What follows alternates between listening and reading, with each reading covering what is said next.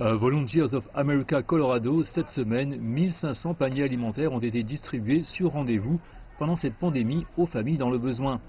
Les repas gratuits de la Thanksgiving ne se prennent pas à table cette année, mais au volant.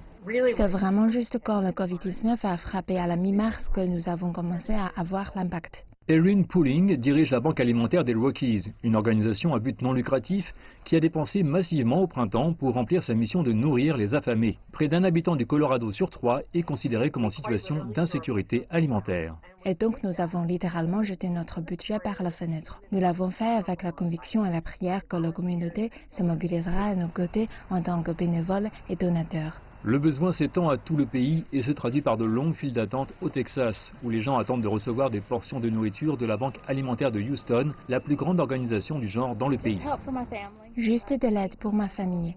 Sur les 18 derniers mois, je n'ai travaillé que 6 mois à cause de tout ce qui se passe. Donc ça a été un peu difficile. Pour beaucoup, la crise économique a éliminé le matelas financier dont ils disposaient.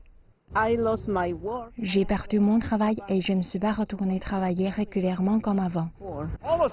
Presque immédiatement après la fermeture de la pandémie, nos files d'attente sont devenues très longues et dans certains cas, des kilomètres. Le PDG de la Banque alimentaire de Houston, Brian Green, affirme que les distributions ont plus que doublé pour atteindre 450 tonnes par jour à un moment donné. Ça a baissé depuis, mais seulement d'un peu.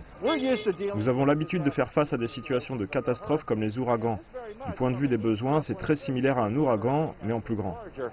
La pandémie a fait augmenter la demande de nourriture, donc les banques alimentaires ont été obligées de repenser la façon dont elles reçoivent et les livrent. Le processus est devenu moins personnel.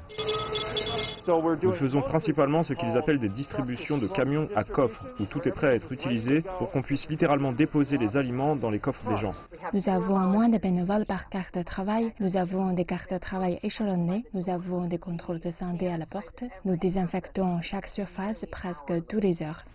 On craint à Houston que les approvisionnements alimentaires ne puissent suivre la demande, mais la persévérance est manifeste. Nous y resterons aussi longtemps qu'il le faudra. Les dons ont suivi le rythme à Denver. Pooling se tourne déjà vers janvier et février, lorsque les banques alimentaires seront peut-être moins présentes dans l'esprit des gens. Nous sommes vraiment là pour le long terme, avec cet effort de réponse à long terme. Cette tradition de vacances est bien vivante et différente, comme l'année l'a été pour tout le monde.